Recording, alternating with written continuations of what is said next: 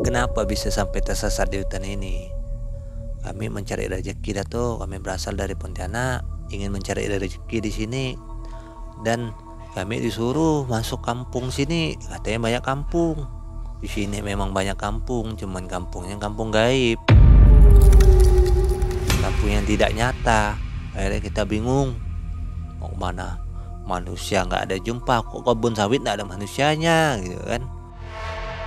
Hari hujan kita berjalan, motor nggak bisa bergerak. Kenapa? Karena jalannya lengket, tanah itu mengumpal di ban, jadi motor nggak bisa bergerak. Di situ rasanya menangis, sangat menderita. Waduh, saya bilang 2 hari makan indomie mentah, minum air sungai.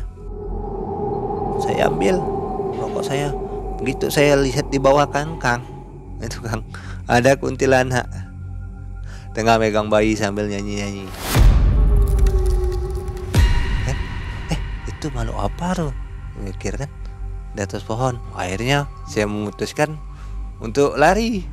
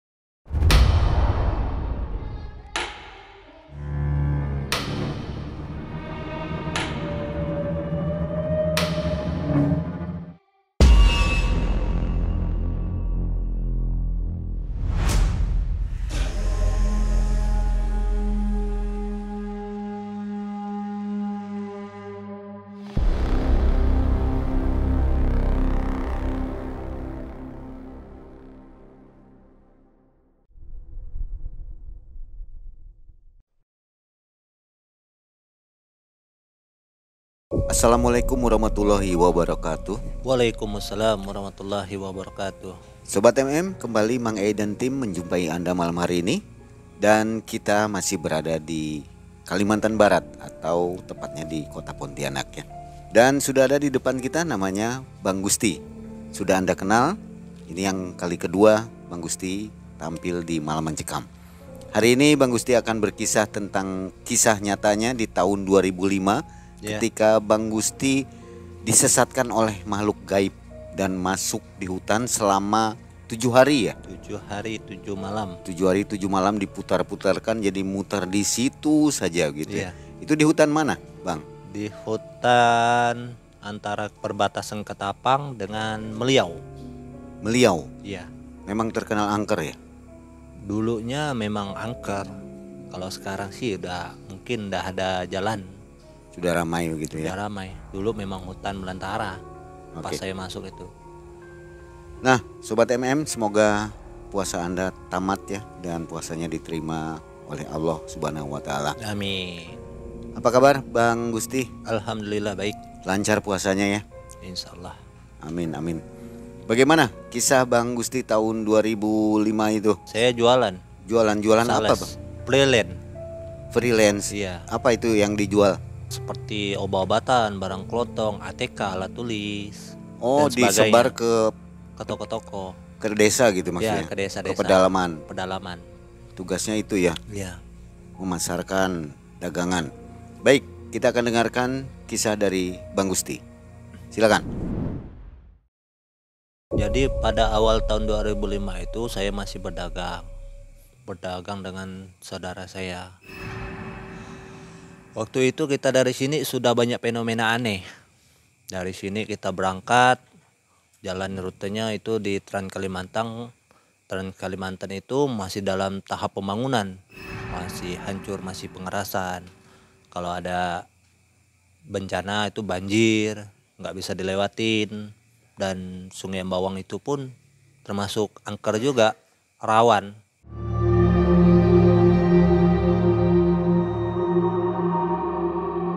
Di jalan itu ada namanya Bukit Benua. Di bawah kaki Bukit Benua itu ada sebuah warung kopi. belum menyampai tujuan tuh. Jadi kita berangkat di situ pasti singgah di warung kopi itu. Singgah di warung kopi itu sama saudara saya, ya pasti kita ngopi kan. Terus saya cerita dengan abang saya sambil ngopi cerita-cerita. Selesai cerita kita berangkat. Masuk sekitar jam 8 malam itu. Lalu kita berangkat naik ke Bukit Benua. Nah sampai di Bukit Benua itu belum naik ke atas, itu udah banyak yang melintas. Kok pandangan saya kok banyak seperti makhluk-makhluk yang aneh gitu kan. Saya tanya abang saya, hati-hati di depan ada orang nyebrang. Mana ada orang nyebrang ya kan. Klakson ya, saya bilang. Jadi klakson sama dia. Gitu kita klakson, mereka pada minggir. Di situ saya ngerti bahwa tempat-tempat yang angker itu kalau kita klakson mereka menghargai kita. Kalau kita menghargai mereka, mereka pun juga menghargai kita. Jadi begitu saya jumpa dengan mereka, saya ucapkan assalamualaikum datuk nenek yang ada di sini. Saya numpang lewat. Setelah saya berjalan sampai di bukit tuh motor tuh nggak mampu nanjak. Kayak ada yang naik di atas tuh, nggak mampu. Pas sampai di atas itu nggak mampu nanjak. Akhirnya dibantu sama saudara saya tuh yang udah duluan. Turun dia dari atas. Turun, naik, bantu dorong. Gitu sampai di atas kita istirahat sebentar. Kayak ada sesuatu yang aneh, saya bilang kan. Kenapa? Sekali saya coba lihat di bawah. Wih, saya bilang. Ini sih seperti kampung gaib. Saya lihat gitu kan, apa saya salah melihat atau hanya ilusi. Jadi itu malam, Bang. Malam, posisinya malam, jam 8 malam. Berangkat. Jadi saya tanya saudara saya, kan, melihat enggak apa itu yang di bawah? Enggak. Jadi saya melihat di situ kotanya itu, sebelahnya itu orang-orang yang menggunakan sorban. Tapi sebelahnya lagi itu agak jauh dari situ kok bang saya aneh-aneh ya. Nah di situ saya udah mulai curiga ada sesuatu yang tidak beres gitu kan. Akhirnya kita memutuskan untuk berjalan. Begitu kita berjalan sampailah di Tayan. Kita cari penginapan di tepi air. Tepi air itu ada rumah makannya, ada penginapannya. Begitu nginap di Tayan, berjumpa dengan teman-teman. Akhirnya kita ngobrol-ngobrol dan bercanda-canda di situ kan. Tapi sambil ngopian, bercerita-cerita kan. Ya udah, kita mutusin udah malam akhirnya kita istirahat. Begitu saya istirahat, naik ke atas, kamar saya kan posisinya di atas tuh Kang. Ya, kita naik ke atas, lah kok ada sosok tinggi besar. Dari mana datangnya saya bilang kan. Begitu saya ngucapin salam kepada dia nunduk gini kan. Saya bilang dengan dia kan, Datuk, saya kesini bukan untuk maksud untuk mengacau atau mengganggu dan sebagainya. Tapi saya di sini hanya numpang istirahat, tidak bermaksud untuk mengganggu. Jadi ada teman saya nih sedikit takabur, bahasa kitanya di sini kan bahasa takaburnya bisa dibilang sombong, nggak percaya yang gitu-gituan. Nggak tahu kawan saya tuh di samping tidur teriak-teriak. Ada apa gitu kan. Akhirnya kita terbangun semua. Terbangun, kita melihat, sadarin, ada apa? Saya mimpi ketemu sosok besar tinggi. Berbulu gak? Enggak, katanya cuma besar tinggi. Terus dia bilang dia marah. Kenapa dia marah? Karena saya enggak percaya yang gitu-gitu. Akhirnya dia datang nunjukin dirinya. Itulah kamu, saya bilang kan. Kamu diapain? Dicekik sama dia. Udah dicekik, ditindih, ditimpa gitu kan. Akhirnya dia mulai percaya dengan yang gitu-gituan. Saya bilang jangan takabur. Kita ini di desa orang, tempat orang ini. Dia bilang kita harus hormat.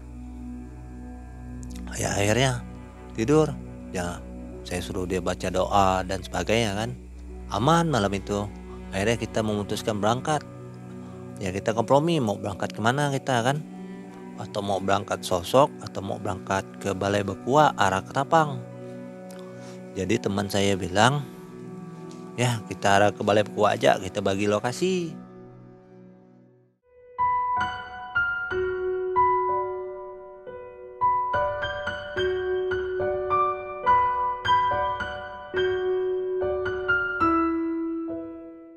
jualan kami sama-sama kan. Jumpa toko warung kita singgah, jumpa toko warung kita singgah. Akhirnya dapat satu simpang. Itu nama simpangnya Traju. Simpang itu kecil. Terus saya pas disinggah di simpang itu berjumpa dengan kakek-kakek membawa kayu seperti dari kebun. Terus saya tanya, dari mana kek? Dari kebun. Mana cu? Mau jualan kek? Mau kemana? Mau ke Balai Bukua jualannya. Oh, coba masuk di sana cu. Banyak kampung, banyak toko di dalam. Siapa tahu dagangannya laris. Nah, kita diiming kayak gitu kan senang dengar banyak toko, banyak kampung. Akhirnya kita memutuskan di situ kan, kompromi memutuskan kemana arah tujuan kita ini kan. Teman ada satu yang semangat, ayolah kita coba merintis masuk ke dalam sana. Akhirnya kita semua memutuskan 5 bawa motor masuk ke dalam kampung tersebut. Awalnya memang ada kampung, kita masuk kan, ini ada harapan kan, jalannya bagus. Makin ke ujung jalannya makin kecil, kayak menuju kebun kan. Banyak pohon-pohonan, pohon getah dan sebagainya kan di situ kan. Pohon yang rindang-rindang besar-besar, dan perjalanan itu sangat gelap. Karena apa? Karena pohonnya besar-besar, jadi cahaya itu nggak masuk di situ. Jadi amblas dan sebagainya, kita pada capek kan. Udah jam 4 sore masih belum keluar dari jalan tersebut. Pas di perjalanan itu ada satu pohon bambu. Yang 2 motor udah di depan, 3 masih di belakang. Saya yang paling belakang, saudara saya 2 depan saya, ada lagi teman saya yang ketiga. Nah, yang ketiga ini pada melihat di pohon itu ada apa kok merah-merah itu kan. Kirain cuma cahaya. Makin dekat dilihat cahaya itu makin membesar. Didekat makin membesar. Akhirnya saya penasaran kan, apa sih barang itu? Jadi saya standarin motor. Sekali saya lihat, astagfirullah, saya bilang, rupanya jin. Mata jin yang saya lihat itu. Matanya sangat merah bersinar. Badannya besar. Cuman matanya merah itu pada awalnya di bawah. Gitu makin besar, makin naik. Jadi saya bilang dengan saudara saya, ini perjalanan kita nih awalnya udah gak bagus. Sampai jam 5 sore. Belum keluar dari jalan tersebut. Akhirnya mau masuk maghrib, karena saya melihat di atas itu kan udah mulai gelap. Oh, ini udah mau masuk maghrib, belum jumpa kampung. Semua pada khawatir kan, pada lapar kan, belum jumpa perkampungan. Perbekalan itu cuma Indomie. Akhirnya keluar, dapat nemu jalan tanah, dan di depan kita itu perpohonan sawit. Masih ingat saya waktu itu. Tapi kita nggak tahu nih arahnya mau kemana. Nama juga jalan sawit kan bloknya sama. Kemana ini tujuan kita nih? Nggak ada kepastian. Orang nggak ada, kampung nggak ada kan. Jadi ada teman saya yang satu tuh, gini aja, kita cari bukit, kita lihat dari bukit apakah ada cahaya. Kalau ada cahaya kita pergi. Akhirnya kita memutuskan cari bukit, dapatlah satu bukit. Pas di atas bukit gitu, kita melihat kanan kiri kan, dapatlah satu cahaya di depan. Nah, akhirnya kita memutuskan untuk mencari cahaya tersebut. Cahaya lampu gitu kan. Bukannya mendapatkan cahaya tersebut, malah mutar. Balik lagi ke situ, kita jalan. Balik lagi ke tempat tadi. Berjalan lagi, balik lagi ke tempat tadi sampai jam 10 malam. Di situ terus mutarnya. Akhirnya kita pada kecapean. Minyak pun udah sekarat. Nah, kita pun ada bekal minyak kan, satu motor tuh tetap kan 5 liter kan. Jadi teman-teman tuh pada stok semua. Nah, udahlah kalau kayak gini ngambil keputusan gimana? Kita kan ada bawa terpal. Kita bermalam aja di sini. Saya pikir kan, apakah enggak khawatir, apa enggak takut bermalam di sini? Mau gimana lagi? Kita nggak tahu jalan pulang, nggak tahu jalan ke depan. Akhirnya memutuskan bermalam di Munggu itu tersebut. Karena perjalanan kita pulang ke situ, nggak ada tujuannya pasti. Jadi saya pikir kan bermalam di situ, kok ada suara anjing, kan? Setahu saya kalau ada suara anjing pasti ada kampung terdekat di situ kan. Akhirnya saya mengambil inisiatif untuk melihat sekitar. Rupanya anjing menggonggong gitu. Pas saya keluar, saya melihat sosok sangat mengerikan.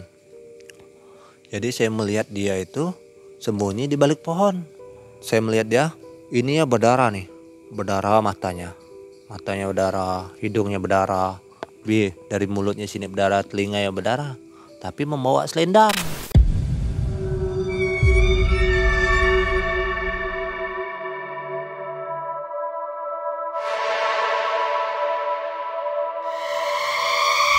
Jadi saya pikir kan, makhluk apa nih? Setelah itu dia menampak makin dekat. Dia mulai merasa takut kan. Ingat udah enggak tentu arah, teman-teman udah pada tidur. Akhirnya saya mundur pelan-pelan. Gitu saya mundur, gitu dia mau menghampiri saya. Jadi saya membacakan ayat, itu dia langsung hilang. Nah, gitu dia langsung hilang, saya pun memutuskan untuk pulang. Akhirnya kita balik ke tenda yang kita pasang. Sampai satu malam itu saya tidak bisa tidur. Jam 2 malam saya merasa bimbang, merasa bingung kan. Udah malam gini di tengah hutan. Ini malam pertama ya berarti? Malam pertama. Di tengah hutan saya bilang kan, udah tidak ada arah tujuan, sesat. Akhirnya saya coba berdoa, minta petunjuk dengan Allah kan. Ya Allah, kalau perjalanan ini saya bilang membawa ridho bagi Engkau, tunjukilah kami jalan menuju perkampungan besoknya. Akhirnya besok kita melanjutkan perjalanan. Terus tiba-tiba cuaca tidak mendukung. Hari hujan kita berjalan, motor nggak bisa bergerak. Kenapa? Karena jalannya lengket, tanah itu mengumpal di ban, jadi motor nggak bisa bergerak. Di situ rasanya menangis, sangat menderita. Perjalanan kami waktu itu semuanya menderita. Jadi kita bikin tenda lagi. Waduh, saya bilang 2 hari makan indomie mentah, minum air sungai. Setelah perjalanan itu, malam kedua di tempat yang sama, cuma lokasi yang berbeda. Akhirnya kita nginap lagi di situ, ngobrol dengan teman-teman, bercerita lagi, bercanda-canda. Gak sengaja saya berdiri. Begitu saya berdiri, ada sesuatu yang jatuh, rokok saya kan jatuh. Saya ambil rokok saya. Begitu saya lihat di bawah Kang, itu Kang, ada kuntilanak tengah megang bayi sambil nyanyi-nyanyi. Itu makhluk apa tuh? Mikir kan, di atas pohon. Akhirnya saya memutuskan untuk lari. Jadi teman saya bingung, apa yang kamu lihat? Apa kamu ketakutan? Ditanya kan. Enggak, saya takut. Teman-teman saya nih pada takut. Jadi saya enggak ceritain. Besoknya saya ceritain. Saya bilang saya melihat sesosok cewek, bajunya putih ngendong anak, tapi belakangnya bolong. Jadi kedengaran sama abangnya teman saya. Wah, kamu jangan nakut-nakutin. Iya benar, saya melihat itu. Ya udah, nggak dirauin. Akhirnya pagi itu kan kita nunggu cuaca cerah, karena posisi cuaca kemarin tuh habis hujan, jadi kita masih belum bisa berjalan. Kita nunggu cuaca cerah sekitar jam 10 atau jam 11 gitu, cuaca udah mulai cerah. Berjalan gitu kan siang sekitar jam 11-an. Kemana arah tujuannya? Masuk blok, putar blok lagi, situ lagi tembusnya. Nggak ada solusi sama sekali, nggak ada jalan tembusan sama sekali, masih di lokasi yang sama. Bawa alat komunikasi? Alat ada, Telepon. komunikasi ya, cuman di tengah hutan nggak ada sinyal. Waktu itu pun HP-nya masih jadul, 3315 masih ingat saya. Setelah hari keduanya itu kan kita mutar-mutar situ lagi, mutar-mutar. Akhirnya kita krisis minyak. Bingung.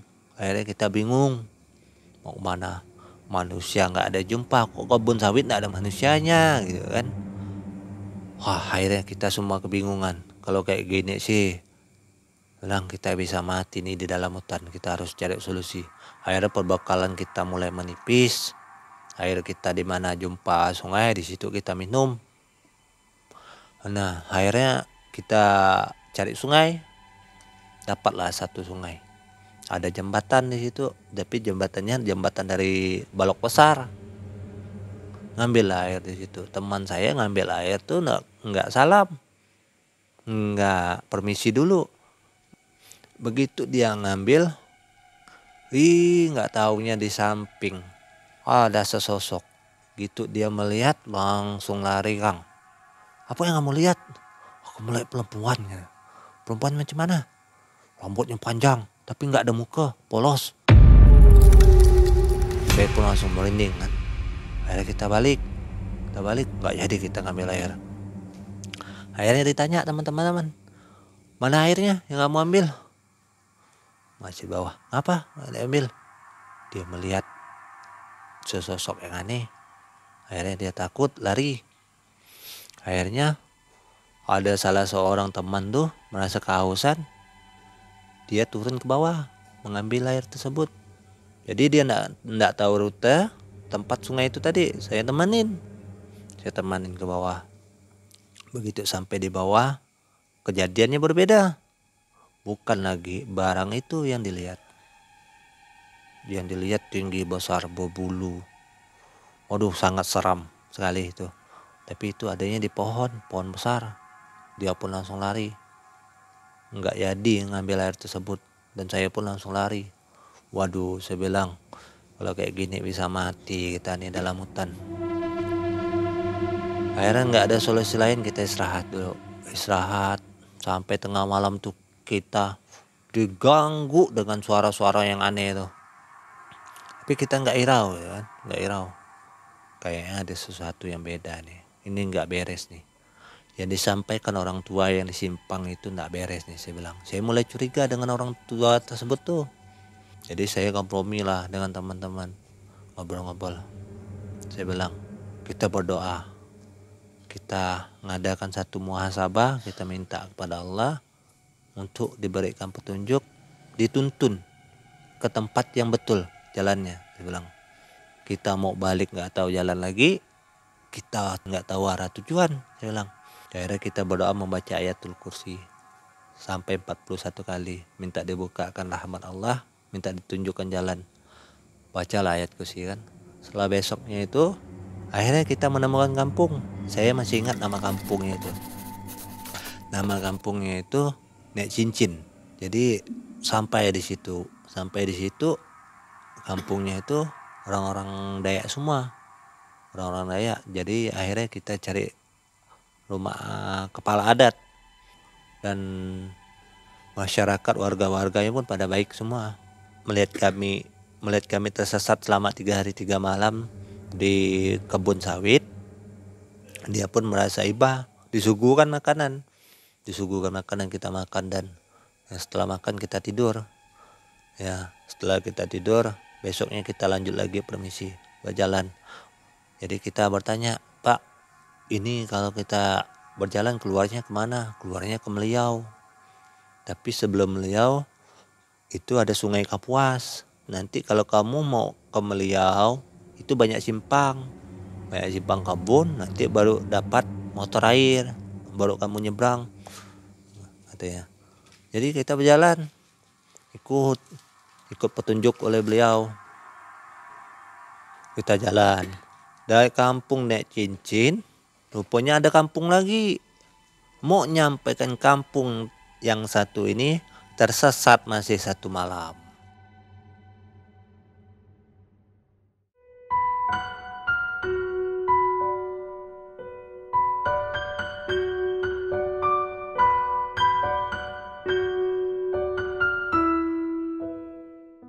nggak jumpa lagi. Begitu lagi seperti di awal, putar di situ lagi. 1 malam lagi kita di situ. Nah, tapi kita punya bekalan karena kita udah bertemu sebuah kampung naik cincin dan mereka itu ada jual Indomie juga. Ini makin tidak beres nih kalau kayak gini. Akhirnya itu udah malam keempat. Malam keempat kita nginap lagi di hutan. Pas kita nginap di hutan itu, kita mendirikan tenda, kan, permisi dengan makhluk gaib sekitar, permisi. Akhirnya saya sakit perut, memutuskan untuk mencari sungai. Sungai nggak dapat, akhirnya ke hutan. Setelah beres, kayak ada sesuatu yang melintas gitu kan, tapi makhluknya nggak ada, cuma pohon-pohon itu pada bergoyang. Di situ saya udah mulai curiga kan, barang apa, angin nggak ada, kok pohon pada bergoyang kan. Udahlah, nggak saya terlalu respon. Begitu saya balik arah, saya melihat ular melintas melingkari pohon-pohon besar. Itu ularnya sangat besar. Saya melihat di tengahnya itu memakai sebuah mahkota. Ada berwarna ungu di sini. Saya pun langsung pulang tenda dengan rasa takut. Sangat takut yang mendalam dengan kondisi yang lemah, udah 4 hari 4 malam kan. Jadi besoknya hari kelima lagi. Hari kelima kita berjalan mencari Sungai Kapuas. Kemana arah jalan nih? Akhirnya salah satu teman saya itu ada yang kesurupan. Ternyata dia itu melanggar pantang, kencingnya sembarangan. Akhirnya diceritakan, dia kesurupan bercerita kan, kalian telah mengganggu tempatku. Kalian masuk sini, katanya, tidak permisi. Anak ini telah mengganggu rumah saya. Dan dengan cara apa dia mengganggu? Saya bilang, dia membuang hajat sembarangan, nggak permisi. Saya marah. Kalian di sini udah masuk nggak permisi, bilang nggak mengirim doa dan sebagainya. Terus teman saya bilang kan, ini gimana solusinya nih? Kasihan teman kita yang kesurupan. Saya pun nggak tahu.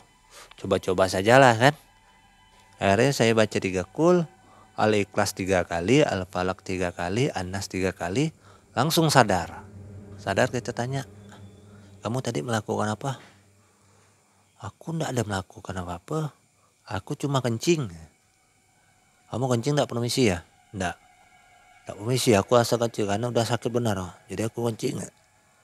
Tadi kau kesurupan. Itulah, aku pun lupa. Akhirnya dia ramal dah. Selesai malam itu kan, aman. Hari kelima kita melanjutkan perjalanan lagi menuju mencari sebuah kampung. Akhirnya kita jam 3 sore menemukan satu buah kampung. Betapa bahagianya rasa hati dan teman-teman kan menemukan sebuah kampung. Tapi kampungnya nggak banyak. Kampungnya bukan nggak banyak gimana. Rumahnya itu rumah camp tempat karyawan kerja. Jadi nggak ada toko di situ kan. Kita mau beli persediaan, nggak ada yang jual. Akhirnya kita nanya nama camp itu, campnya Maranggau.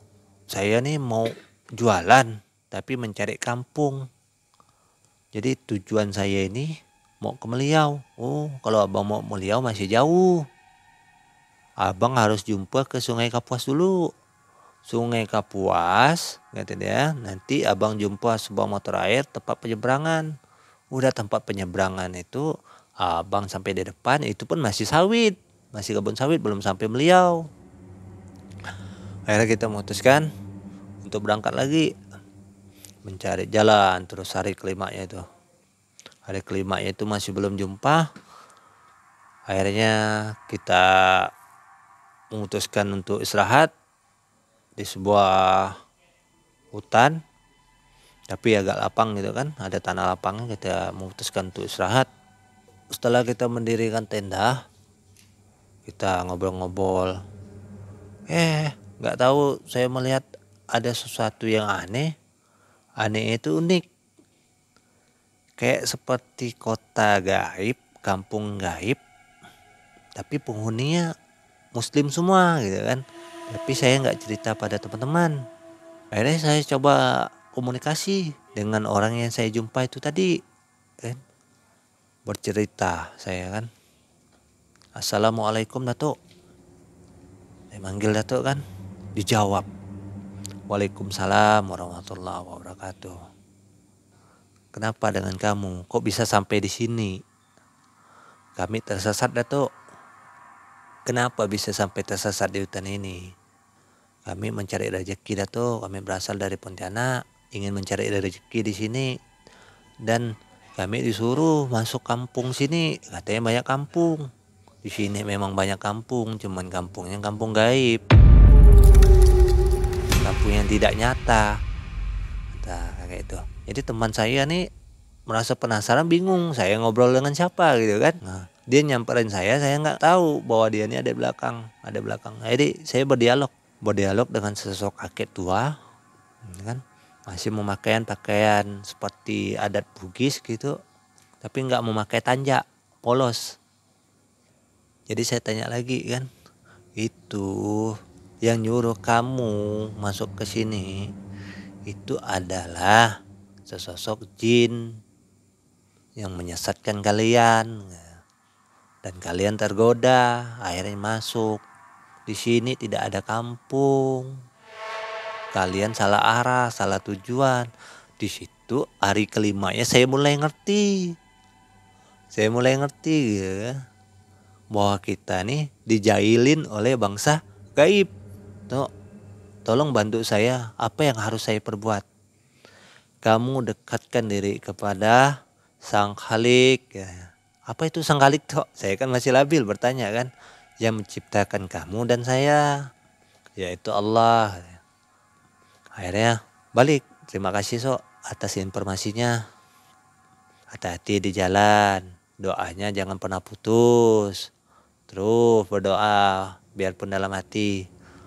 Saya lupa nanya orang tua tersebut kan. Lupa saya. Akhirnya saya mutar balik. Gitu saya balik, saya melihat ada teman saya yang nguping. Akhirnya mereka penasaran. Kamu tuh udah gila, stres atau gimana sih? Kok ngomong dengan pohon? Pandangan saya itu bukan pohon. Pandangan saya itu satu buah kampung. Dan saya ngobrol, depan saya ini memang sosok seorang kakek-kakek. Ah, ilusi jahat kamu. Enggak, ini enggak ilusi. Ini anugerah yang Allah titipkan ke saya. Kenapa? Saya berdialog dengan kakek tersebut. Dia bilang kita harus sholat. Jangan pernah lupa kepada yang menciptakan kita dan dia. Katanya. Minta kepada dia untuk keluar dari kampung ini. Yang sholat cuma bertiga, dari berenam tuh cuma bertiga. Begitu saya sholat, kok yang saya lihat sekitar saya nih dalam sholat itu kok banyak sekali makhluk-makhluk. Saya melihat perempuan, anak-anak dan sebagainya jenisnya lah. Akhirnya saya nggak peduli, saya fokuskan untuk sholat. Sholat di malam yang kelima itu sholat saya minta. Akhirnya diberi petunjuk sama Allah. Dan hari ke-6-nya kita berjalan, akhir dapat Sungai Kapuas, tapi belum jumpa dengan tambang motor air itu. Akhirnya berjalan lagi cari tambang. Kita ikuti Sungai Kapuas itu kan. Kita ikuti. Ada kedengaran motor air melintas. Kita teriak-teriak tapi mereka nggak dengar, mungkin ribut suara mesin kan. Setelah kita teriak, akhirnya saya memutuskan untuk mandi di Sungai Kapuas tersebut. Dan di situ saya lupa mandi, tidak permisi, tidak mengucapkan salam dan sebagainya. Akhirnya pas saya mandi gitu, saya didatangin sesosok seperti buaya besar tapi kan. Buaya ini anehnya bisa berdiri. Seperti apa sosoknya berdirinya? Buaya berdiri gitu. Ekornya ke belakang. Ekor tetap belakang dia. Tapi besar. Ini tangannya ada 4, di sini double. Teman-teman lihat semua? Nggak melihat. Dan sosoknya itu dibilang buaya, badannya buaya, ekornya buaya. Tapi kepalanya beda. Kepalanya bukan buaya. Kepalanya itu. Apa kepalanya? Kepalanya itu seperti kerbau gitu, ada tanduk.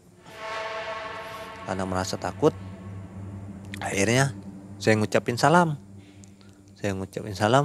Dijawab salam saya sama beliau. Saya diutus oleh kakek yang kamu jumpai di tempat kemarin untuk menuntun kalian kembali supaya kalian tidak tersesat. Jadi saya tanya, Dato ini dari mana asalnya? Saya asalnya dari Meliau. Ya kan? Yang kamu jumpa itu, katanya, itu tuan saya. Dan saya diutus oleh tuan saya untuk melindungi kalian. Jadi saya mengucapkan alhamdulillah kalau memang Dato mau menuntun kami untuk kembali jalan pulang. Ya kan? Nah di situ saya merasa aneh, kan? Bisa berdialog dengan makhluk astral, makhluk gaib, dan menjumpai makhluk gaib, kota gaib dan sebagainya di situ kan. Banyak pena-pena aneh yang saya alami. Jadi akhirnya kita dituntun sampailah di motor air. Sampai di motor air, saya mengucapkan terima kasih kepada Dato itu. Akhirnya kita dapat tambang kelotok itu tadi. Tambang kayak kita nyebrang. Pas nyebrang itu, dari penyebrangnya itu sampai ke Meliau tidak ada kampung. Dan banyak kebun sawit di sekitar kami itu kan. Banyak persimpangan. Sempat ngobrol dengan orang kelotok itu? Sempat ngobrol sama orang kelotok itu kan. Dia melihat kondisi kami itu udah lemah, tersesat di dalam hutan, kasihan, mau ngantar tapi dia cari rezeki. Akhirnya dia mau ngantar kami tapi nggak bisa, karena kami ada 5 buah motor untuk tambang ke seberang cuma mampu 2, dan dari tambang tersebut ke Meliau cukup jauh, memakan ongkos yang besar. Jadi kami memutuskan kompromi dengan kawan-kawan lewat darat aja. Pas hari ketujuhnya kita memutuskan untuk cari jalan tembus ke Meliau. Nggak taunya bukan tembus, malah nyesat di seberang lagi. Nah itu kita dari tambang motor air tuh, anehnya itu jalan berbeda, bloknya berbeda, ada jalan besar, ada jalan kecil, ya kan? Jadi kita ngikut jalan besar, terus jalan besar akhirnya dapat persimpangan 3. Persimpangan 3 ini kanan sama modelnya, kiri sama modelnya, cuman tidak tahu mana simpang ini kanan atau kiri. Akhirnya kita memutuskan ke kiri, berjalan terus lagi, akhirnya ketemu di dermaga penyeberangan itu tadi. Nah di situ kita tahu kita nih sesat lagi. Ini sesat, kayaknya ada sesuatu yang beda lah sesat ini, saya bilang. Kenapa? Kalau kita sesat, saya bilang, nggak mungkin kembali lagi ke sini, saya bilang. Ini kita disesatin oleh makhluk gaib nih, bilang. Ada yang jahil dengan kita, bilang. Akhirnya waktu sampai sore. Gimana? Waktu udah mulai sore, kita belum mendapatkan kursi untuk keluar ke Meliau. Dah hari ke-7. Perbekalan dah mulai habis. Berjalan lagi. Ngikuti jalan besar itu tadi. Akhirnya ikuti. Simpang itu tidak ada. Di situ teman-teman semuanya tuh yang berenam dengan saya tuh mulai yakin bahwa ini bukan suatu perjalanan yang biasa, bahwa ini suatu keajaiban. Nah di situ kami mulai menyadari udah sore hari ke-7 itu kan, udah sore. Akhirnya saya memutuskan, saya membaca 3 kul, terus terbuka. Oh ini jalannya, jalan itu terbuka, itu benar-benar ini jalannya. Akhirnya kita ikutin jalannya, jalan besarnya. Udah mulai sore itu sampai jam 5 lewat, kita lihat jam 5.20 gitu kan. Kita melihat sinar cahaya. Akhirnya tenang hati, udah melihat cahaya. Akhirnya dapatlah nama desanya itu Meliau.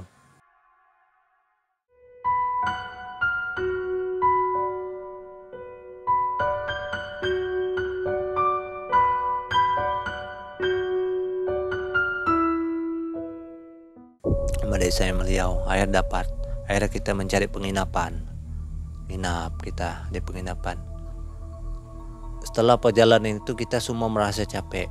Akhirnya saya sempat terlelap sebentar. Dan sampai penginapan itu saya langsung tidur. Tidak cuci kaki, tidak cuci muka, tidak mandi. Dan terlelap saya di situ, saya merasakan sesuatu yang aneh. Aneh kenapa? Begitu saya terlelap, saya jumpa dengan kakek yang saya jumpa sebelumnya. Ya, yang awal tuh saya jumpa dengan kakek itu. Terus buaya itu yang bertanduk seperti kerbau nuntun saya. Terus dia nyampein sesuatu. Suatu hari kamu pasti akan kembali ke sini. Karena apa? Mungkin saat ini kamu merasa jarak dengan kejadian yang pernah ada. Itulah ujian untuk kamu. Kenapa saya diuji? Suatu hari ya kamu akan mengerti, kamu akan tahu. Akhirnya kita hari ke-8, 7 malam dah tersesat di hutan sawit. Teman-teman nih, karena udah di Meliau, kita itu udah tahu jalan, udah tahu arah. Akhirnya teman ada mau arah ke Sanggau Kapuas melewati Sipang Sosok. Ada yang mau arah ke Piasa, tembusnya ke Tayan, kembali lagi ke Tayan. Jalan tuh cuma mutar Tayan, Simpang Teraju, terus masuk, mutar, nyebrang, Meliau, ke Tayan lagi. Diceritain oleh orang Tayan. Jadi akhirnya teman yang dua buah motor ini dengan saudaranya memutuskan untuk kembali ke Sanggau Kapuas. Dan saya dengan saudara saya memutuskan untuk kembali ke Tayan. Nah, yang satu teman saya dengan istrinya untuk memutuskan kembali ke Pontianak. Di situ karena mengeluh dengan kejadian yang kami alami, kan. Jadi saya dengan saudara saya tuh pantang menyerah. Berjualan 7 hari 7 malam tidak ada hasilnya. Kami pantang menyerah. Akhirnya kami memutuskan untuk nginap ke Tayan, nginap ke tempat asal lagi. Akhirnya saya berdua dengan abang saya ini. Saya bilang, hati-hati kalau tidur di sini. Saya bilang kan, tuh di depan ada yang jahil. Kalau ngomong saya banyak meramput, ya kan? Banyak meramput di sini, banyak bohongnya. Nah, saya bukan bohong. Itu yang jahil bukan sesosok jin, bukan sesosok apa, cuman palanya botak. Gitu kan? Saya ngerti itu tuyul.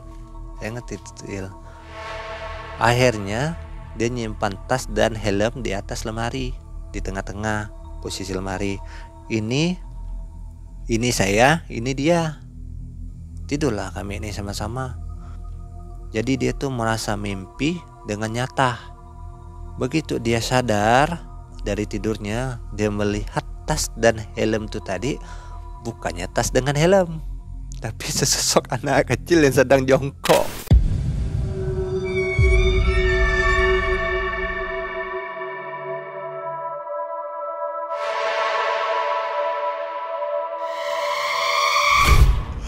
Jongkok ya begini, kan? Nawain dia. Itu dia merasa takut dari tempat tidur dia, langsung melompat ke tempat tidur saya. Di situ langsung kita ribut kan? Kita ribut. Kenapa? Saya bilang. Abang melihat tuyul. Tadi kan enggak percaya. Saya bilang. Jahil kenapa kalau orang yang enggak percaya gitu-gitu? Saya bilang. Dijailin sama dia. Akhirnya kan kena sendiri. Saya bilang. Aduh. Palanya botak, dia ngeluarin lidahnya panjang. Baru tahu, saya bilang. Jadi udahlah, tidur. Akhirnya kami tidur sama-sama. Saya merasa terusik, dia tidur dengan saya. Akhirnya terlelap tidur. Saya merasa gerah, memutuskan ke pantai. Saya melihat sekeliling gitu kan, biasa-biasa aja kan. begitu saya membakar rokok sebatang, saya mulai membaca istighfar dan selawat. Nah, begitu saya mulai istighfar dan selawat, ada sesuatu yang muncul di dalam air. Begitu air tuh begini, putar kan. Saya pikir ini bawaan alam kan, air tuh. Udahlah, enggak terlalu saya respon kan. Nggak tahu putar-putar air itu muncul buaya itu tadi. Muncul buaya itu yang bertanduk. Akhirnya mengucapkan salam, assalamualaikum. Datuk, waalaikumsalam Datuk. Ada apa Datuk datang ke sini? Saya mau mengucapkan hati-hati di perjalanan. Suatu saat kamu akan jumpa dengan saya, kata dia. Kan? Kenapa pula Datuk? Nanti kamu akan tahu siapa kamu dan siapa saya. Apa pula Datuk? Begitu saya bilang. Saya nggak mau ambil pusing. Ya udah, Datuk itu akhirnya pamit air yang tadi mutar-mutar gitu kan, hilang. Setelah hilang, banyak buaya datang, kuning, putih, buaya buntung, banyak sekali buaya datang. Saya pikir kan ini cuma ilusi apa kebenaran. Semua buaya mengucapkan salam. Nah, di situ saya tahu ini buaya bukan buaya biasa. Kan kok buaya pada bisa ngomong? Kami bukan buaya biasa. Kami penunggu di Sungai Tayan. Tempat kami di depan keraton. Kami diperintahkan oleh raja untuk memanggil kamu singgah di keraton. Kenapa saya harus singgah di keraton? Saya bilang kan, untuk memberi penghormatan katanya, sebagai hubungan kamu dan keraton. Keraton di mana? Saya tanya kan. Keraton ada di Simpang 3. Dan kehadiran kamu sudah ditunggu. Akhirnya saya jalan keraton. Saya singgah di keraton tuh. Di tiang pintu gerbang keraton tuh, saya melihat dua buah sosok tinggi besar. Nah, di situ sosok itu begitu saya masuk, kan? Begitu saya masuk, dia memberi hormat begini.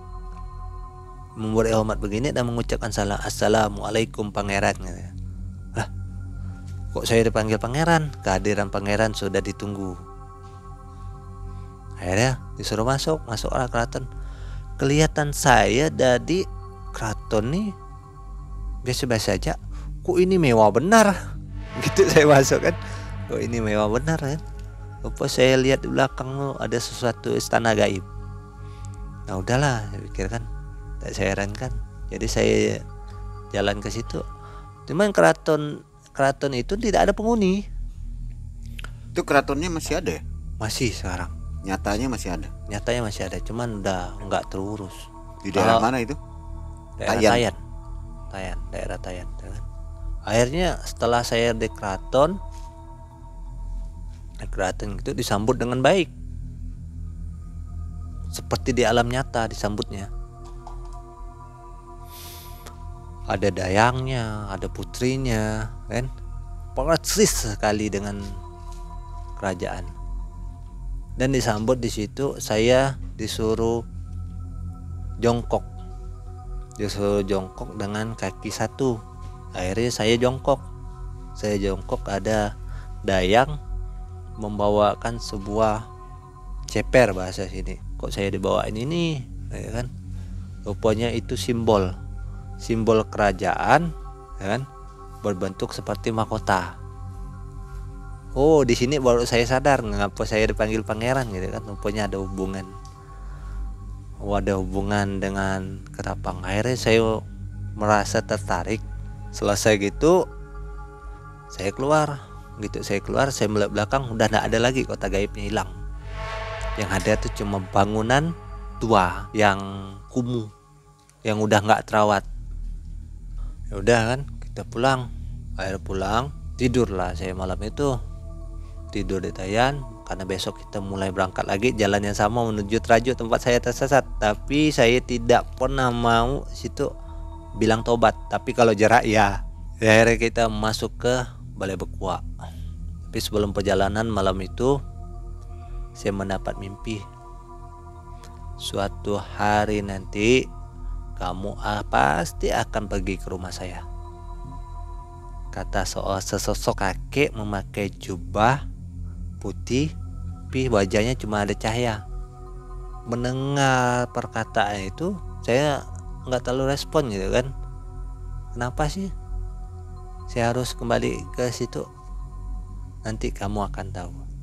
Akhirnya di tahun 2000, setahun yang lalu lah, 2022 gitu kan, kembali ke Tayan dan jumpa dengan kakek tersebut.